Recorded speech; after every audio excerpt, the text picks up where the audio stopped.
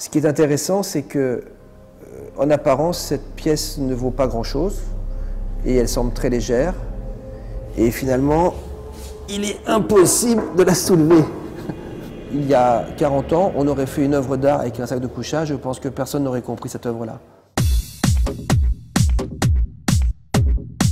L'art contemporain, c'est cette hyper ou ultra sensibilité à son époque.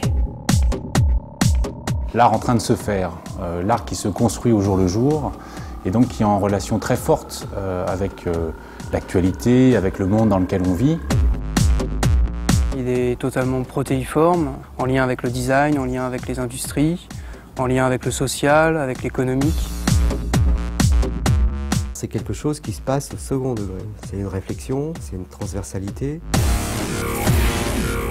Les artistes sont toujours hantés par les mêmes questions qui sont liées à l'existence, qui sont liées à la fragilité du monde, qui sont liées aux relations amoureuses, à l'humanité. Ce sont toujours les mêmes thèmes.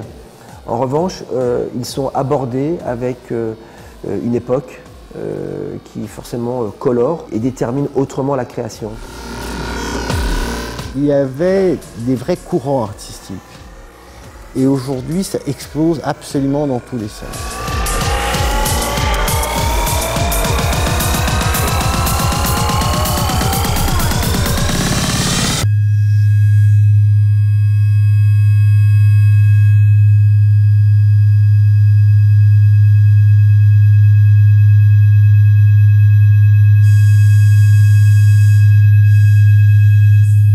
Je pense qu'on est de plus en plus dans une sorte d'éclectisme et d'ouverture de l'art à une diversité de disciplines. L'art contemporain, c'est un mode de recherche. La jeune génération artistique ose s'aventurer dans beaucoup de formes d'expression.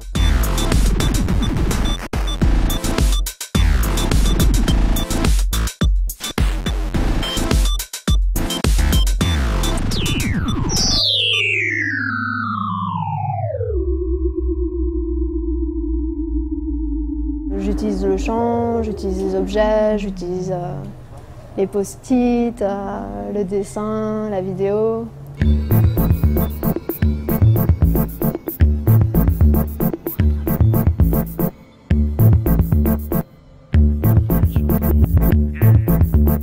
I had a dream about the earth.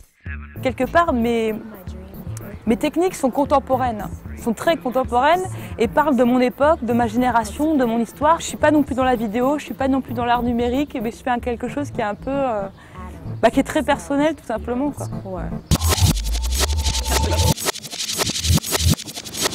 On n'est pas là pour partager un goût commun, on n'est pas là pour avoir un goût uniforme, on est là pour comprendre. Donc une œuvre, par nécessité, nous pose des questions. L'œuvre n'est pas gratuite. Si l'œuvre est travaille juste la question de la forme, ce qui s'est fait dans l'histoire de l'art par exemple, je serais plus porté de parler d'œuvres esthétisantes.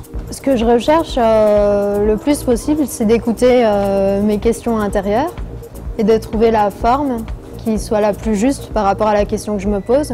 Parfois, un boulot un peu trop technique, précis et trop bien exécuté, justement, vient perturber une lecture qui te permettrait de t'emmener ailleurs.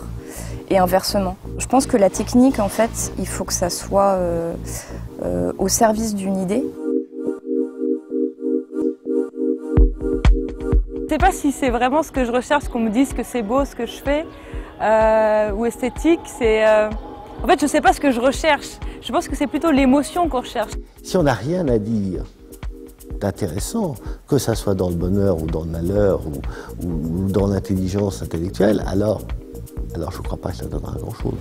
Quand je pense, j'ai plus de questions que de réponses. Et quand j'aurai plus de réponses que de questions, peut-être serai-je prête à mourir. Peut-être serai-je prête à mourir. C'est un pupitre qui soulève son clapet. Je pense que le savoir il se situe dans le pupitre. Donc dans la pièce, j'ai essayé d'enlever mes mains avant que le clapet me coince les mains. Et donc on a envie d'attraper le savoir. Et en même temps, il y a le système, la société qui nous empêche et qui nous claque les mains et qui nous dit il faut plus que tu sois dans le fait d'avancer sans te questionner. La richesse d'une œuvre, c'est quand elle a ces différents niveaux de lecture, d'appréciation, qu'on aura envie d'aller plus loin, de comprendre, d'apprendre. Et par exemple, j'ai créé des œuvres qui sont disponibles en PDF directement sur Internet, en kit. Vous pouvez en un clic télécharger le système de montage, le patron, et pouvoir produire une œuvre directement chez vous à moindre frais. Rien que la problématique de se mettre au travail, commencer à réfléchir comment vont s'imbriquer les choses les unes entre elles, comment elles vont se composer, c'est déjà un début de réflexion sur ce qu'est l'art au final. Et pour moi, il y a vraiment une dimension libératrice aussi par rapport au spectateur qui est plus face à quelque chose qu'il n'arrive plus à comprendre, il est face à quelque chose qu'il est en capacité de produire. Et à partir de là, il peut produire du sens et avoir une certaine réflexion par rapport justement au monde dans lequel il évolue.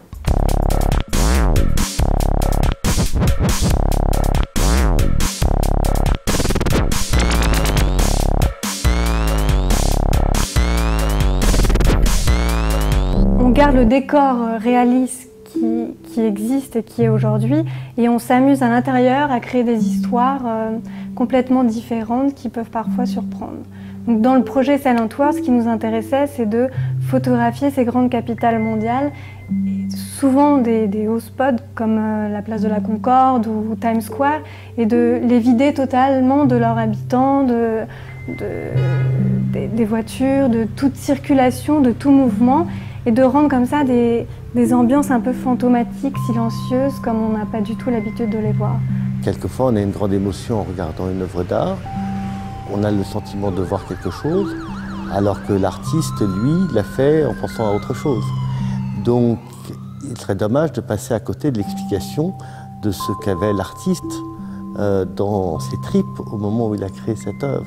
Cette pièce s'appelle Orca. Donc, c'est deux modules qui forment une tête, juste le museau d'un orque avant l'œil.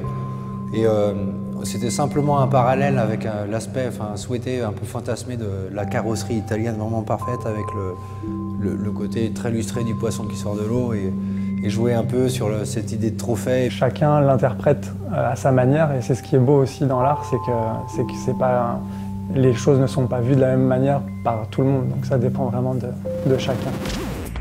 Pour moi, la forme est quand même importante parce qu'il faut que l'œuvre soit séduisante au niveau esthétique. Parce que si l'œuvre n'a pas du tout de qualité esthétique, moi personnellement, j'ai un peu de mal. Donc ça, c'est un artiste américain qui s'appelle Jason Lobbs. Et ce qu'il a fait, c'est qu'il a plongé son scanner dans de l'eau. Et en fait, donc, ces différentes étapes sont les étapes progressives pendant lesquelles le scanner a arrêté de fonctionner.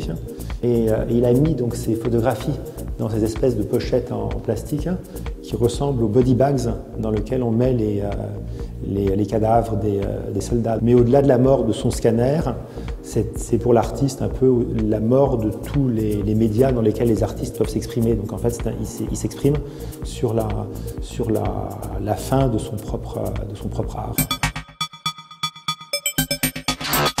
On est une galerie conceptuelle. On est intéressé plus qu'à la forme ou vraiment au concept qu'il y a derrière l'œuvre d'art. Un art conceptuel qui donne lieu à de la grandeur.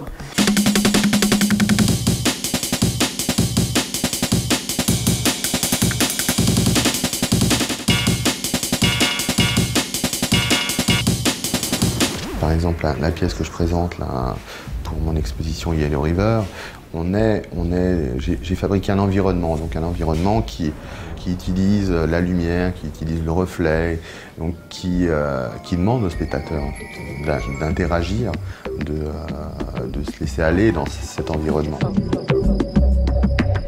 Bien souvent, l'art contemporain, ultra contemporain, est peut-être difficile d'accès, que bien sûr, il y a des clés, et ces clés, il faut les apprendre, ou il faut demander des explications. C'est un morceau d'une pièce. Quand elle a été présentée pour la première fois au Creux de l'Enfer, il y avait 15 oies qui tournaient sur des broches, avec 6 dessins animés d'oiseaux qui tombent, d'oiseaux qui sont chassés. Et c'était comme si les oies étaient en suspension en traversant ce lieu, en fait. Donc elles continuaient leur vol.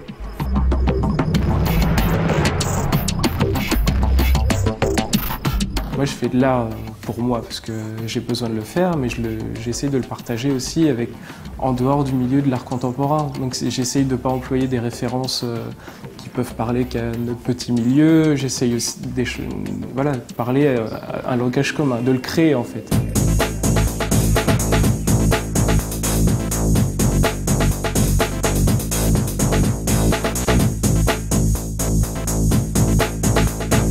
Le terme d'exposition en anglais est exhibition. C'est intéressant aussi de le remettre en français parce qu'il y a aussi se montrer à travers son travail. Et ça rejoint un peu les grandes théories warholiennes en disant que tout le monde est artiste ou a 5 minutes de gloire. Et tout le monde joue un peu ce jeu-là aussi par ses réseaux sociaux. Moi, j'ai vécu à la campagne, au milieu des champs, et la seule ouverture que j'avais sur le monde, c'était l'ordinateur et Internet. Et grâce à ça, j'ai découvert plein de façons de créer et de mixer toutes ces choses que j'aimais. Là, dans le cas précis de la Triennale, je pense que c'est des artistes qui travaillent aussi beaucoup depuis leur atelier qui peut ressembler à un bureau parfois, un bureau d'information, en fait, un bureau qui gère les informations, qui gère les images et les flux Internet.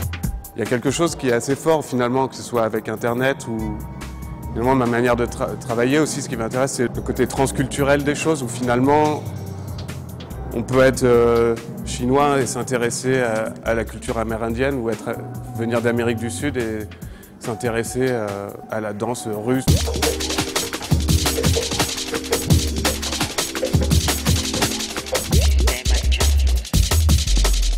Avec Internet, il est possible de voir ce que peuvent penser des artistes indiens, sud-africains, américains, européens. Et du coup, tout le monde va un peu travailler sur les mêmes grands questionnements, sur les mêmes matériaux. Il y a une sorte de... La pluralité des cultures va un peu s'aplanir et disparaître à travers ça. Ce qui fait la singularité d'un langage artistique, c'est justement quoi faire de tout ça, quoi faire de ces influences diverses. Et c'est comme ça que les artistes aussi se distinguent finalement face à cette mondialisation. C'est piocher les images qu'on a vues, qu'on a aimées, et peu importe d'où elles viennent, parce que c'est aussi une génération qui parle 2D, 3D, Goldorak, qui te parle du Douanier Rousseau, mais de la même manière qui te parle des Simpsons, c'est assez amusant. Et donc l'intérêt, c'est de refaire son propre environnement. Il n'y a jamais le même traitement, il n'y a jamais les mêmes douleurs, les mêmes expériences derrière. Même des artistes qui travailleront les mêmes techniques, les mêmes matériaux, les mêmes formes n'auront jamais la même réponse. Pour moi, vraiment, un art contemporain, c'est justement ça, c'est un art qui n'oublie pas ce qui a été fait, mais qui l'emmène ailleurs, justement. En fait, j'ai l'impression que les pièces sont en soi et qu'il faut les écouter et qu'ensuite, elles viennent. Les artistes qui créent des choses puissantes, c'est en général qu'ils l'ont vécu. On parle par exemple d'une œuvre de Josep Niebla, qui est espagnol, mais qui est né au Maroc, et qui parle finalement de la problématique de l'immigration entre l'Afrique et l'Espagne. On parle de Mondongo qui fait une œuvre avec des sacs poubelles où on mettait les cadavres des torturés assassinés par la dictature argentine avant d'être jetés dans le Rio del Plata. Donc oui, je crois qu'ils étaient terriblement concernés, ils ont vécu sous ces régimes-là. Et donc bien sûr, ça crée des forces, à mon avis, plus importantes que si c'était juste des gens qui voyaient une image de loin. A contrario, ça peut pousser certains artistes à vouloir justement casser ce flux, casser la vitesse, la rapidité, la profusion, prendre le temps de réintroduire un savoir-faire, la lenteur du faire. C'est vrai qu'on essaie de ne pas regarder beaucoup de choses. Donc on essaye de rester d'une certaine manière, protégé d'une trop grande abondance. Quand on voit trop de choses, on a peur ensuite de ne plus voir la poésie qu'il peut y avoir dans les petites choses. Mais c'est vrai que quelque part, notre travail va un peu à l'encontre de ce flux d'images. C'est-à-dire qu'une image, c'est d'abord un temps de pause de 5-6 heures, et après, il y a une réflexion avec le personnage qu'on va faire poser dans l'image, on travaille avec lui. Donc on va dire qu'une image, elle met peut-être 2 semaines à se créer. Il est nécessaire pour appréhender l'art de considérer qu'aujourd'hui, nous devons réfléchir et nous positionner et prendre le temps. Et un artiste nous invite à cela. Et quand je dis poser un temps, il faut le voir dans toute son acception. C'est la pause au sens P-O-S-E et la pause au sens P-A-U-S-E. Tout va très très vite. Et notre travail essaye de réintroduire du temps, souvent suspendu, ou des espaces, parfois aux limites assez floues, et de remettre en question ces espaces et ce temps. Je crois que c'est important en tant qu'artiste d'aussi trouver son propre rythme et pas forcément d'être embarqué dans une sorte de pression du marché de l'art, d'une société hyper rapide. Faut suivre le rythme de la respiration.